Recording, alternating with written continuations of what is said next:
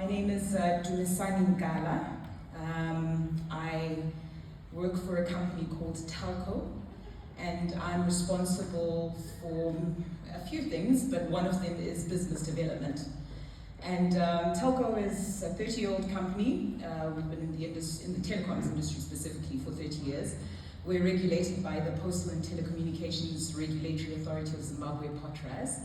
And our slogan at the moment is broadband and beyond. So we spent a long period of that 30 years doing broadband things. But in the last couple of years, we've started branching out into other technologies, other ICT-related ancillary services. And I'll just mention two. The one is we're into renewable energy. We've got a department called the Telco Solar, which looks specifically at renewable energy. And the second one is digital transformation. It's become quite a passion of ours, and we were absolutely thrilled when Blessing reached out to us. And we had a conversation with Blessing and Foster around collaborating and learning from each other in a Zimbabwean context around how to do digital transformation better. So thank you so much for having us at this event. I have learned so much sitting at the back there listening to every single talk. And I want to congratulate CIMAS, the leadership, the executive, because similar to another speaker that spoke earlier, we have been involved in digital transformation projects in a number of organizations, and I must say CIMAS is clearly ahead of the pack and is doing things that other organizations in the local context are not doing.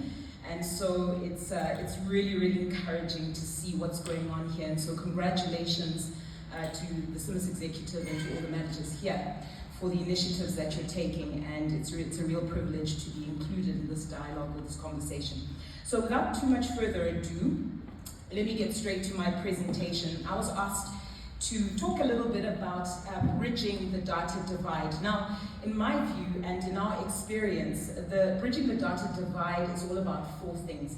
Firstly, it's about understanding the context, then selecting the right technology, then activating the team, and finally coordinating the ecosystem. That's what we think. But in discussion with Foster and Blessing and just trying to think through how to put some of these concepts across, one of the best ways was maybe to give a real-life case study. And there's no better case study that I know and understand than our own case study as Telco in terms of how we went about doing digital transformation, the pitfalls and the mistakes we made, and some of the successes we have started having, because obviously this is a continuous process. It's not necessarily a static process, not an event like the earlier speakers were saying.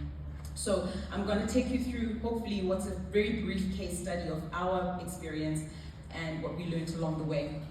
And this is by no means to say that we've mastered it, that we've gotten everything right. There's still so many things that we're still learning, and so many of the things that I've heard today are things that I've been writing furiously, and I'm going to take a lot of those things back to our team and have lots of conversations in terms of how we could do things better.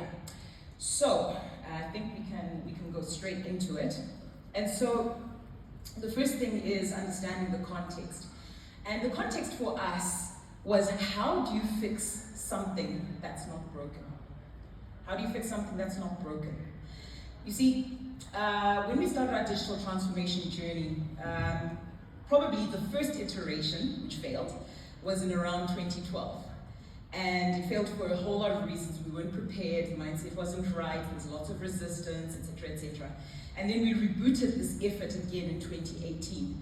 But when we rebooted this effort again in 2018, there was a strong feeling that we were trying to fix something that wasn't broken. And people would come up with all sorts of reasons why the thing wasn't broken. First of all, we are in an industry, telecommunications, which since 2009 has had pretty strong growth. And yes, the economic situation has significantly curtailed that growth, but the reality is ICT is a growing industry, whichever way you look at it. And so the industry was growing. Secondly, as Telco, we've been in the game for 30 years, like I said. And in that 30 years, at least 20 of those years, we've been doing broadband services. So we understood our systems, we understood our processes. And yeah, we could make incremental changes, but we kind of understood what we're trying to do, and things seem to be working okay. I've heard a proverb, it's a Chinese proverb apparently, that says, you can't ask a fish to tell you what water is, because the fish is so engulfed in the environment, it can't possibly know how to separate itself from its environment. And I think we had that syndrome, we had the fish and water syndrome, where because the environment and the telecoms environment was doing things a particular way, we were doing things exactly the same way. We felt, okay, we're all right, so this isn't broken. And also, just from all internal performance indicators, our EBITDA, which is our major performance measure in a telecoms environment, it had been positive for years. So I guess, the arguments that were being advanced about it isn't broken, so why fix it? But I love this quote by Colin Powell, who says, "If it ain't broke, don't fix it," is the slogan of the complacent, the arrogant, or the scared. It's an excuse for inaction, a call to non-arms. And I think in 2018, when we rebooted the project again, I think there was a bit of a realization that maybe in some sense we were being arrogant, complacent, or scared, by not actually confronting the realities that actually, when we scratched beneath the surface, were very, very apparent. And there were 3 disconnects that, when we started to scratch beneath the surface, we found. The first disconnect was a customer disconnect. And I think you will identify with this because I've heard the talk in the room. We had a lot of customer information scattered across different systems across the organization. And so lots of fragmented customer information. And there was no single authoritative source of that information. So you find that sales would talk to a customer and capture certain things and talk to them in certain ways. Service delivery would do the same. The customer service center would do the same. Accounting and billing would do the same. But the customer experience was suffering because of this fragmented customer data that we had. So, and that's a picture of Angry Birds, which is the client's Angry Birds. Okay, anyway. Carrying on, so that was the one disconnect, there was a customer disconnect. The second disconnect was that our departments were very, very siloed, and we've talked about siloing all morning today, because every single department, since the ICT revolution started, we had implemented systems in every single department, and maybe that gave us a sense of complacency that we were doing things right. However, all departments had separate systems, and each system had its own separate data store, and each data store had separate privatized information. Basically, we had all these Chinese walls between departments, and again, that led to a fragmentation in terms of information and business process. And everybody knows that, business fundamentally, serving the customer, who's really what we're all about, is all about making sure that that business process flows from end to end without interruption. But when you've got all these silos and these Chinese walls and these separate data stores, it certainly doesn't lead to a coherent business process. So lots of dropped balls. So customer would call into service desk, and service desk says a couple of things and says that they'll pass on the message to billing, and then there's a dropped ball between billing, and because they're not all working from the same page. And so we were functioning as several different organizations, and even in terms of the culture of the organization, you would find each different department referring to themselves as we as billing, talking like this, we as billing think that, you as service delivery. So there was one telco, because there were several telcos. There was telco finance and telco sales and telco, but what we needed was one coherent organization, not several organizations that are all trying to service the customer. And I read an article some time ago that talked about departmental silos as the silent productivity killer. Because we get very specialized in our departments, but then it doesn't always lead to a coherent organization. In fact, one customer once said to us, "Telco, your billing service is so efficient, but your other service delivery services are not.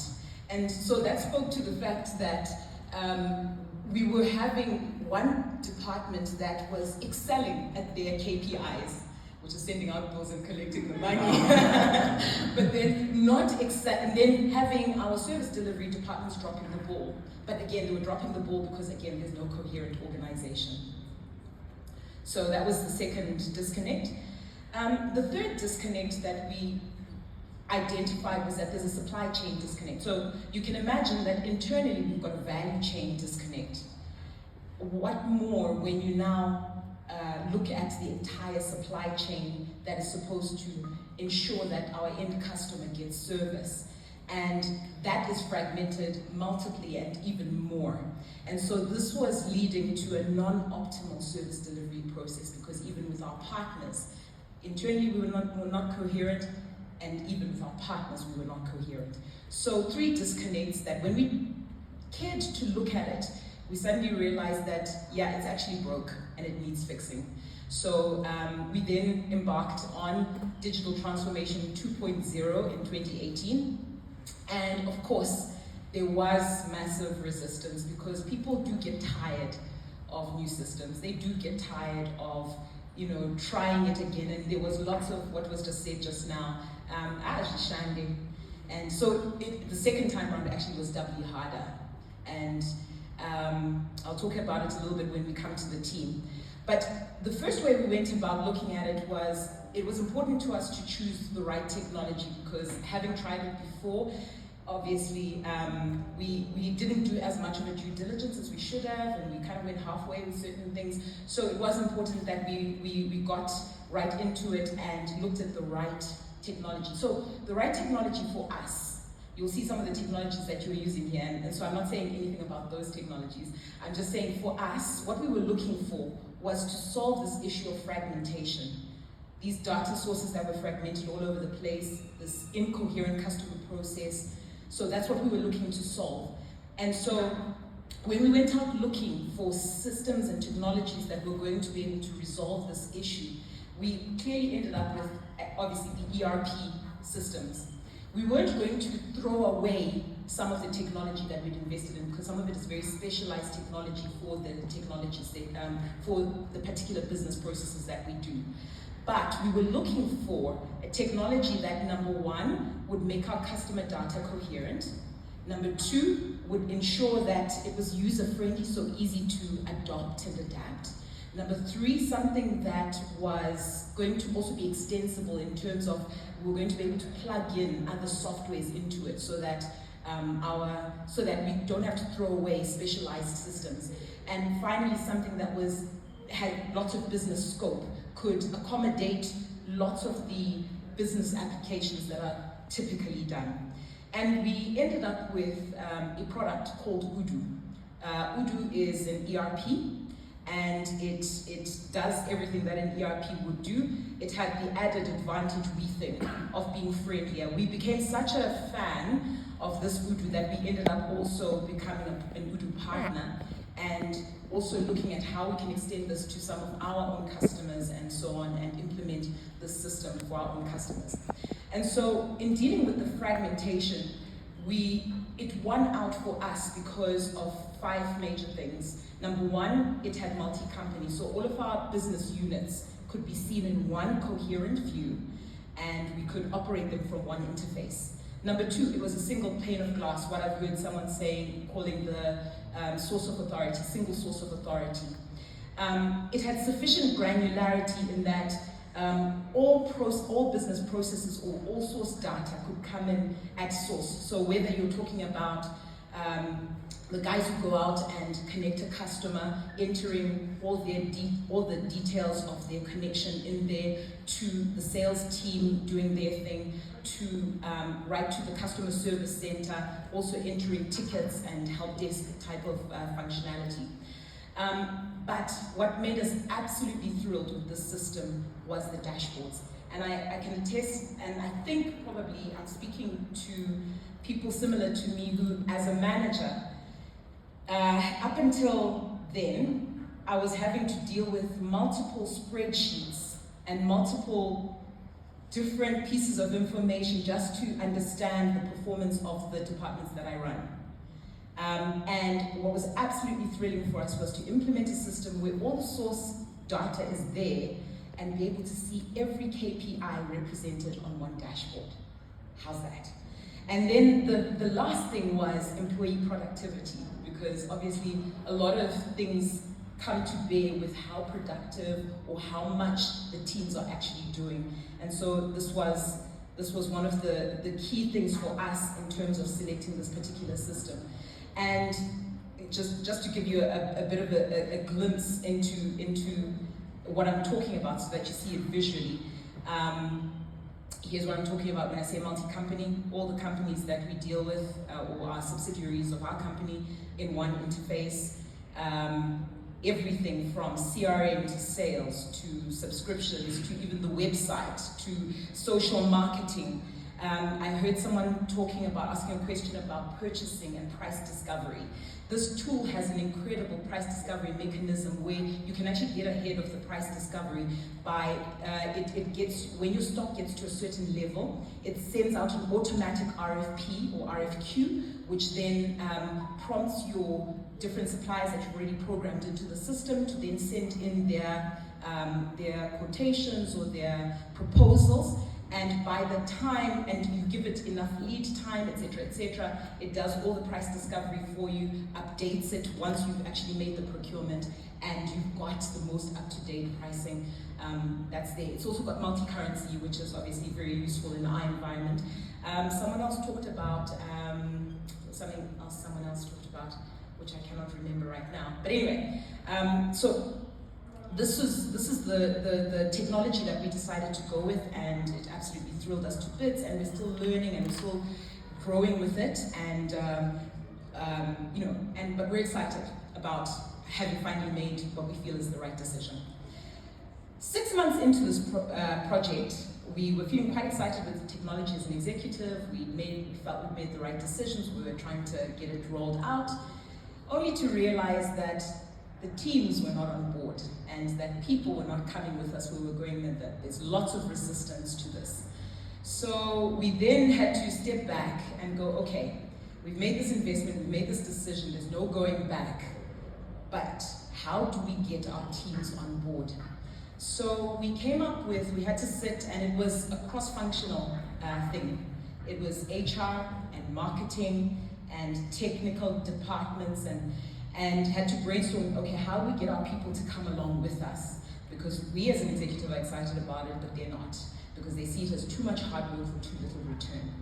So we came up with a concept where we wanted to make people feel part of something new, something exciting, and so we developed the concept of the Telco Digital Village. And we came up with a logo for it, which is a shield, and we came up with a naming for the people that live in this Telco Digital Village, and we called them our Telco Digital Natives. And we rolled out a whole internal marketing campaign around getting people to onboard. So I'm just going to play you a video which just kind of gives you snapshots of this whole process of trying to onboard our internal teams.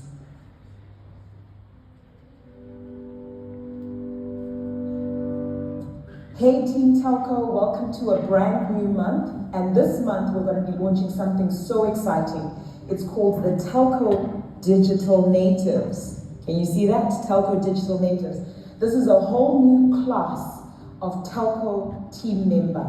This is an upgraded class of Telco team member, and every single person in Telco has the opportunity to become a Telco Digital Native. Now, hey Team Telco. Well, what is a Telco Digital Native?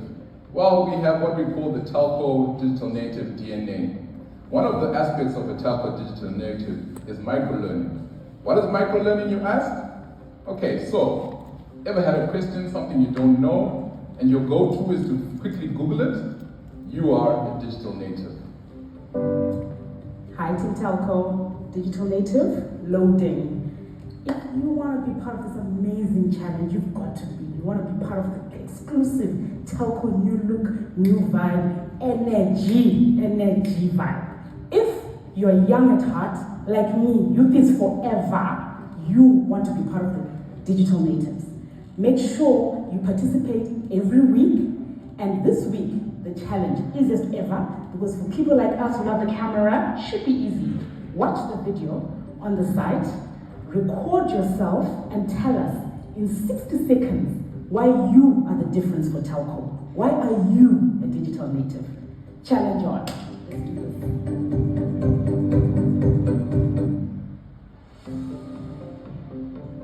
Hello, Telco Digital Native. Welcome to the 4th iteration of our weekly challenge. Digital Native is a problem solver and a solution finder. So, as you go through the week, we want you to prove, to show, to demonstrate how you're finding solutions for customers. And in that process, you'll be earning yourself brownie badges or gamification badges from Udu. So, and this is going to show us how well you're doing in this challenge. So,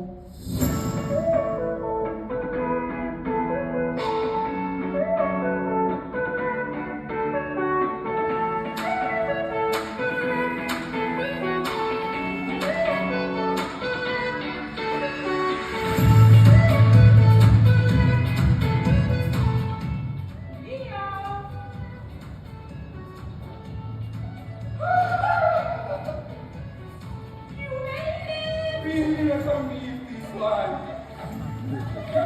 You're a digital native. I can't believe this. Can you hold me over? Maybe I'm dreaming. I can't believe this. I can't believe this. This is not me. No, I can't believe this. I believe it's in my blood, I can feel it right now. I think it's because I'm competent, I'm a team player, and I know how to use this technology.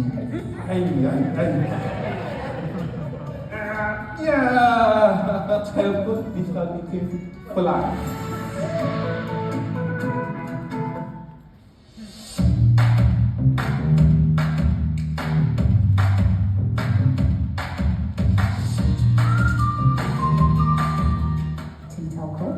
We've come to the 3rd house for the next person that we're crowning as a digital native. Come with me, let's do this.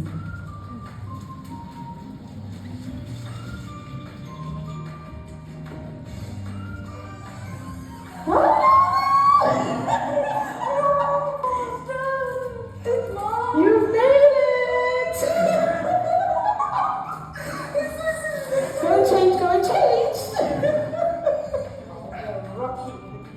I know. How do you do it? How do you do it? Tell us all how you did it. How do you become a digital native? Motivate.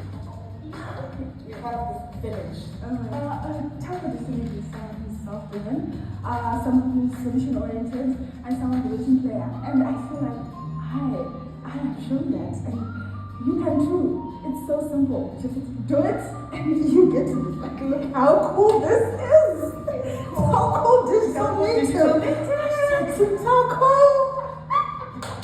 Telco digital natives, be part of it. So basically, we then initiated this campaign, and we've had to keep it going over the months, and we have where we spotlight a digital native every month and do a little video, and they feel like a celebrity, and they tell everybody what they do in the organization. And I'll just quickly show you one example of the digital native spotlight. It makes the team feel good. We've got a largely very young team. 80% of our team is below 30. The geriatrics are us. My name is Best Macheka, and I'm a junior systems and applications developer at Telco. My main role, or my main mission at Telco, is to fight complexities and empower users. One thing that makes me a digital native is that I use the internet, I utilize the resources of the internet to tackle my day-to-day tasks, be it research, be it looking for different technologies that can make other people's lives better and other people's interactions with our systems better. My main role as a digital native at Telco is that first and foremost, I deal with the internal users. I make sure that I design systems which are friendly and well tested, so that when they talk to our customers, our different individual customers, they can then help them in a more satisfying way. I am capable, and I make sure that every day I make someone's life better. So I encourage everyone to join the digital native, Telco digital native all the way. So lots of work and thinking around how to do the team.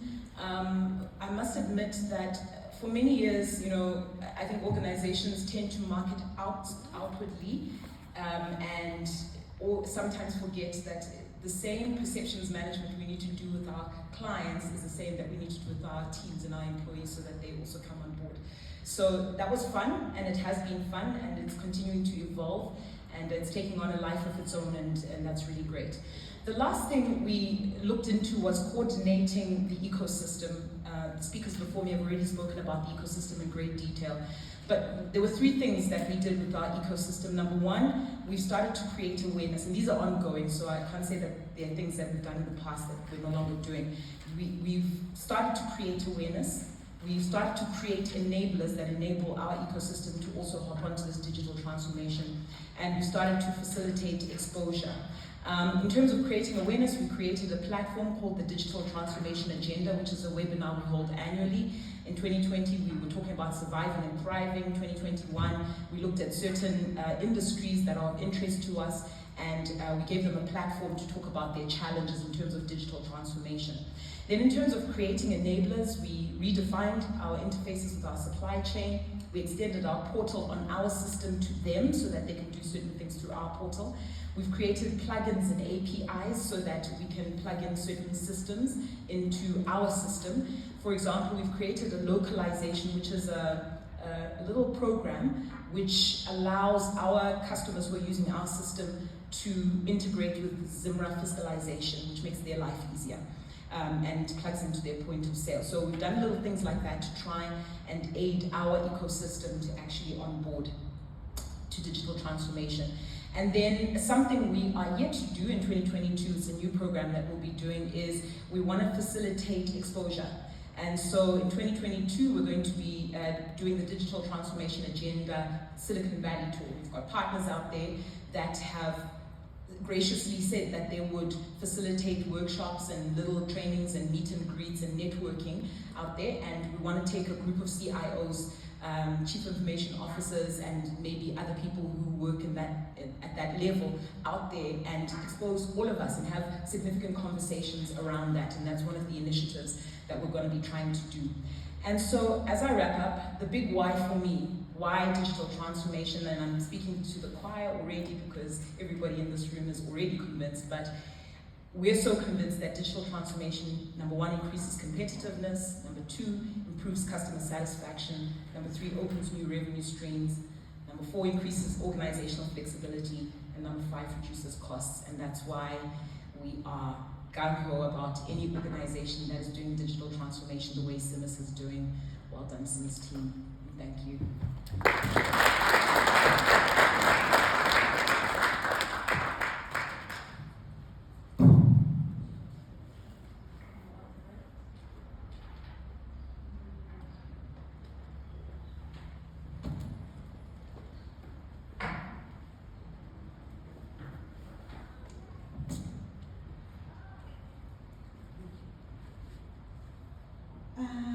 you very much, Julie.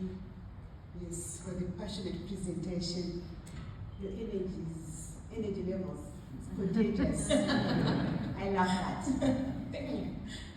So when you were talking to selecting the right technology, you talked to various points there. Why UDI, yes, especially what UDI can do for you. And one of the points there that I would kindly ask you to rehash for me is on employee productivity. What exactly can UDI do for you on employee productivity? Okay, so fantastic question. And actually, we were in a workshop with another organization yesterday that was talking exactly about that. What can UDI do for us terms of employee productivity. So the first thing is it brings a whole lot of parts of the process in terms of the employee journey into one space. So right from recruitment, defining initial KPIs, the initial onboarding of because a lot of or at least we found in our environment, a lot of employees fail in terms of productivity because the onboarding process is it's incoherent, or it's not tracked properly, or it's not measured properly, or it's not delivered properly. So it brings in, you can define an onboarding plan and track that onboarding plan and measure at the end of that onboarding plan whether the person can do the things that they're supposed to be able to do. Then during the tenure of the employee, the contract or the lifetime employment of the contract, then there's performance management. It also brings performance management in. And again, all that performance management is related to certain KPIs that you define in the system. And because a lot of the operational aspects are also in the same system. So I'll give you an example, sales targets, because the sales targets are in the same system that you're doing the performance management in. You can pull those KPIs for a salesperson and see whether they're meeting their KPIs. When it comes to performance management time, all of that is pre-populated into a dashboard, and it saves the time of compiling. You know how we only do those surveys just before an employee is supposed to go for review. This time you're not doing that. You're actually, all these things are being compiled over a time frame, and by the time you get to that employee review, all these things are already pre-populated, and you can review them on something that's real and it's metrics that are there. And it takes everything all the way to employee offboarding. So the exit of an employee, you can define certain offboarding rules as well. For an employee, you can flag certain things for managers regarding maybe contracts or people that are not meeting certain KPIs, or things that should happen when someone is being offboarded, as well as exit interviews, etc. So in a nutshell. There's a lot, but in a nutshell, that's what it is.